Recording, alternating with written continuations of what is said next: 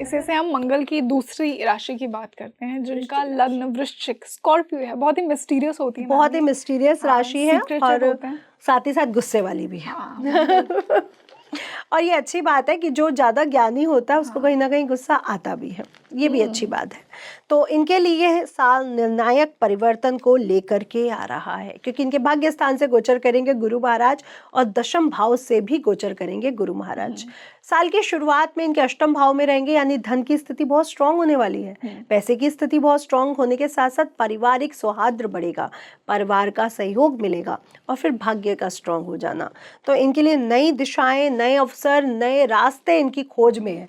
अब इनको नहीं खोजना नए रास्तों को, वो खुद इनके पास आने वाले हैं इनको खोजते हुए। तो ये साल आपके लिए बहुत गोल्डन पीरियड साबित होगा। और साथ ही साथ हेल्थ को लेकर के थोड़ी सी दिक्कतें आपके लिए बनेंगी। अगेन छठे भाव से राहु और पंचम भाव से शनि गोचर करें तो गैस्ट्रिक या कॉन्स्टिपेशन की प्रॉब्लम्स इनको रह सकती हैं। अपेंडिक्स या गॉल ब्लैडर का ऑपरेशन इनका इस साल हो सकता है, तो ध्यान रखना पड़ेगा थोड़ा सा।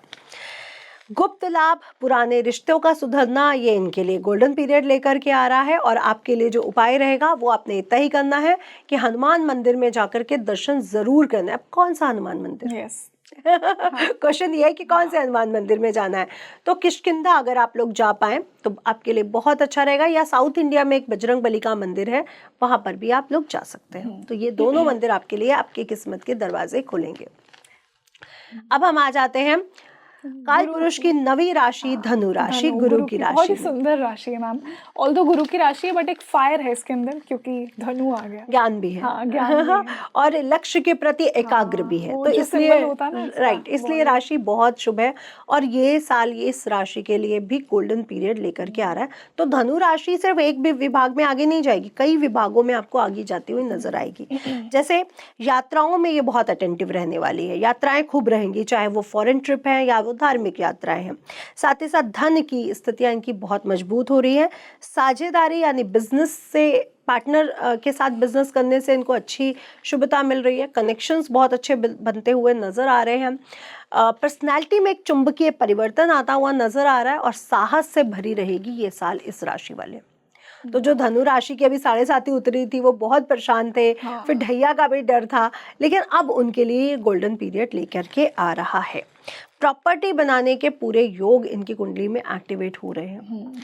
व्यवसाय या जॉब को लेकर के थोड़ी सी परेशानियां आएंगी, लेकिन इनको सफलता जरूर मिलेगी क्योंकि भाग्य उदय हो रहा है, इनका भाग्य आगे बढ़ता हुआ नजर आ रहा है। साथ ही साथ पूरा साल पैसे का आवागमन बना रहेगा, तो पैसा तो इनके पास आ रहा है। तो वेल्थ वाइज बहुत पॉजिटिव साल है इनके लिए। राइट। आय को लेकर के बढ़ता हुआ है, लेकिन जॉब और व्यवसाय में चुनौतियां भी खड़ी करेगा, तो थोड़ा सा संभलना है। शादी नहीं हुई तो शादी के योग बन रहे हैं। और अगर आप प्रेम विवाह करना चाहते हैं तो भी आपके लिए योग बहुत अच्छे। स्पेशली आपको ओवर फैट से थोड़ा सा इस साल बचना पड़ेगा, या ओवर आप पतले हो जाओगे या ओवर आप मोटे हो जाओगे, तो थोड़ा सा अपने मेटाबॉलिज्म सिस्टम पर काम करना पड़ेगा इनको। और अगर उपाय के इनके लिए बात करूं तो आप अगर रामेश्वरम धाम जाके आते हो तो आपके लिए बेहद शुभ रहेगा। अब काल पुरुष की 10वीं राशि मकर राशि, और मकर राशि भी मेरी भी फेवरेट है क्योंकि मकर राशि में भी शनि की राशि में है, और मकर राशि वाले कुछ अलग कर भी जाते हैं। बिल्कुल मैम, मैं बिलीव करती हूँ शनि को फालतू में बदनाम करते हैं लोग। कितने अच्छे प्लैनेट हैं, कितना कर्म के दाता मैं कहती हूँ सभी अच्छे प्लैनेट हैं। और आपको मैं सच बताऊं, मेरी शुक्र की महादशा शुरू हुई है, केतु की महादशा थी 7 साल की। लोग कहते थे शुक्र, हाँ अगस्त में, तो लोग कहते थे कि केतु की महादशा बहुत बुरी जाती है, ये होता है। मैं कहती हूँ केतु की महादशा ने मुझे जो दिया है वो किसी को नहीं दे सकता था। तो वो आपको स्पिरिचुअल एनर्जी इतनी स्ट्रांग दे देता है, इंट्यूशन इतना स्ट्रांग दे देता है, और अध्यात्म के प्रति जो उसने मेरे से रिसर्च करा डाली वो बहुत बड़ी चीज थी मेरे लिए, क्योंकि आपको जिस चीज में इंटरेस्ट हो और वहीं आप घुस जाओ, वहीं के रास्ते खुल जाए, आ जाए। मैं ऐसा मानती हूँ कि दशाएं वो टाइम पीरियड है जहाँ पे प्लैनेट्स अपना प्रॉमिस पूरा करते हैं। राइट। तो वो ब्लेसिंग्स और लोगों को डर लगता है। मैं कहती हूँ अगर गुरु आपका कुंडली में गुरु खराब है, वो भी आपको पनिशमेंट दे सकता है, तो शनि क्यों? पनिशमेंट तो हर इंसान आपको दे सकता है ना, जिसके पास पावर आ जाए। वैसे भी ग्रहों के पास जब भी महादशा भुक्ति काल आता है, उनके पास पावर आ जाती है आपको सब कुछ देने का। तो बेसिकली किसी को बुरा मत बोलो, सब अच्छे हैं। और शनि महाराज तो मुझे लगता है सबसे ज्यादा अच्छे हैं, क्योंकि वो अपनी मदर को, अपनी वाइफ को कितना सम्मान देते हैं, जस्टिस, है ना, तो वो तो सबसे अच्छे हुए ना फिर। मकर राशि काल पुरुष की 10वीं राशि, और ये राशि पूरी तरह से कर्म से जुड़ी है, तो ये साल इनके लिए अनुशासन लाने का अपने जीवन में, क्योंकि जो शनि की राशियां है ना वो अनुशासन से तो चलती हैं लेकिन कहीं ना कहीं डिसबैलेंस हो जाती है, तो इनके लिए ये साल पूरी तरह से अनुशासन को मानने का, जस्ट लाइक सूर्य। जैसे सूर्य का प्रकाश बीज के अंकुरित होने के लिए जरूरी है, वैसे शनि का अंधकार भी बीज के अंकुरित होने के लिए जरूरी है। जो शनि का ठंडापन है, जो कोल्ड प्लच है, वो भी जरूरी है, और सन की जो सूर्य की जो गर्मी है वो भी जरूरी है। तो मकर राशि को अब तक जो शनि का जस्टिस मिला है, जो शनि का कर्तव्यनिष्ठ मिला है, जो मेहनत मिली है, अब उसमें इनको डिसिप्लिन सूर्य का जोड़ना पड़ेगा। तो ये साल थोड़ा सा डिसिप्लिन रहने का है। तकनीकी क्षेत्रों में जो भी मकर राशि वाले हैं वो आगे बढ़ने वाले हैं। तो इनके लिए ये तकनीकी क्षेत्र, रिसर्च के क्षेत्र में आप लोग बहुत बूम करने वाले हो सकता है कोई साइंटिस्ट हमारे सामने आए, क्योंकि गुरु तत्व एक्टिवेट हो रहा है, तो कोई स्पेस पे खोज हो जाए, कोई तारामंडल मिल जाए, कोई ग्रह मिल जाए, और जिसमें मकर राशि वाले इंक्लूड हो, कुछ ऐसा भी हो सकता है। तो इनके लिए पूरा साल कार्यभार संभालने का है, लाभ का है, धन की स्थितियों को मजबूत करने का है, पारिवारिक जिम्मेवारियां भी बढ़ेंगी, और हेल्थ संबंधित कुछ दिक्कतें भी आएंगी। स्पेशली हेल्थ संबंधित दिक्कतें आपको फेस से संबंधित आएंगी, या फिर आपको आएंगी हार्मोन से संबंधित, तो आपको थोड़ा सा ध्यान रखना है। बेसिकली अब हार्मोन से संबंधित प्रॉब्लम्स बढ़ रही हैं, क्योंकि आपने नवग्रहों को डीएक्टिवेट कर दिया है। रिश्ते लोगों के कम हो गए हैं, लोगों ने प्रकृति के साथ छेड़खानी शुरू कर दी है, उनके साथ जुड़ते नहीं हैं, तो आपने अपने 9 ग्रहों को तो खुद डीएक्टिवेट किया हुआ है। और फिर स्टोन पहन के, ब्रेसलेट पहन के आप सोचते हो कि ये एक्टिवेट हो जाएंगी, ऐसा नहीं होगा, क्योंकि उनको भी तो एनर्जी उनसे चाहिए। और हम कहते हैं ना कि सारे ग्रहों की एनर्जी हमारे अंदर ही है। हाँ, हमारे रिश्तों में है, हमारी बॉडी में है, हर पार्ट्स में है, हर सोच में है, और हर आसपास की चीजों में जो प्रकृति से हमें मिली है। तो जितना प्रकृति के साथ हो, क्योंकि सूर्य का साल है, अगर आप लोग सूर्य का साल मानते हो तो प्लीज प्रकृति के साथ जुड़ जाओ, और अगर आप लोग गुरु का साल मानते हो तो प्लीज प्रकृति और गुरु के साथ जुड़ जाओ। तो सुबह जल्दी उठो, रात को सोना बंद कर दो। जो रात को देर से सोते हैं, सुबह जल्दी उठना है, रात को टाइम से सोना है। अब मकर राशि वालों के अगर हम मंदिर की बात करें तो उनको कहाँ पे यात्रा करनी चाहिए, अगर हो सके तो आपके लिए बहुत अच्छा रहेगा आप किसी भी ज्योतिर्लिंग की दर्शन कर लेते हो, स्पेशली त्र्यंबकेश्वर के, तो आपके लिए बेहद शुभ परिणाम लेकर के आएगा।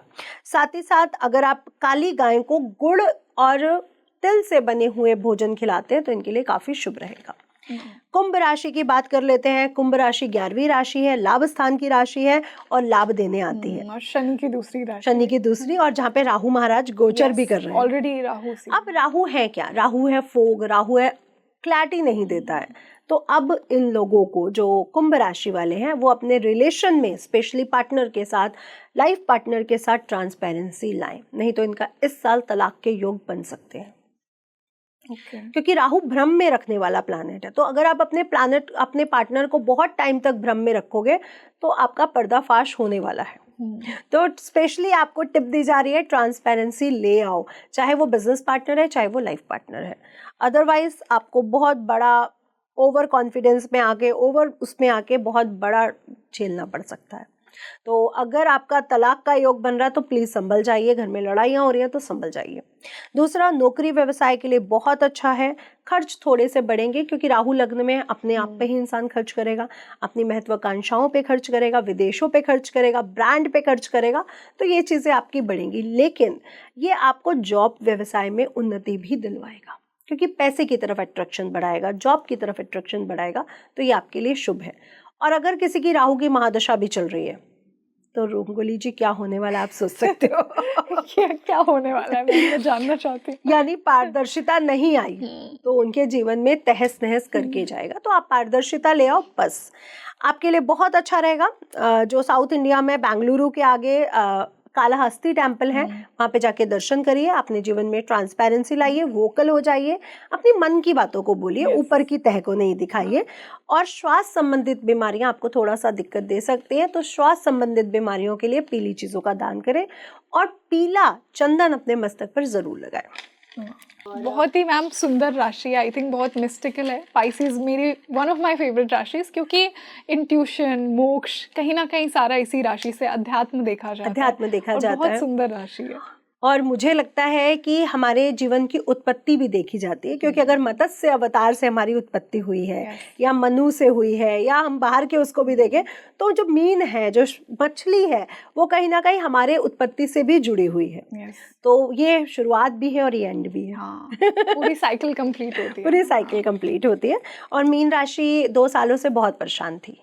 अब मीन राशि का अच्छा समय आ रहा है, क्योंकि कहते हैं ना शनि जब आता है तो बुरा करता है, बट जाते हुए अच्छा दे जाता है। और ये मीन लग्न के लिए भी, मीन लग्न और मीन राशि पे ये एप्लीकेबल होगी, और आपके लिए बहुत अच्छा समय। जो भी रचनात्मक क्षेत्रों से जुड़े हैं, जो भी स्पिरिचुअल कनेक्शन के साथ जुड़े हैं, अब उनकी उन्नति का समय आ रहा है।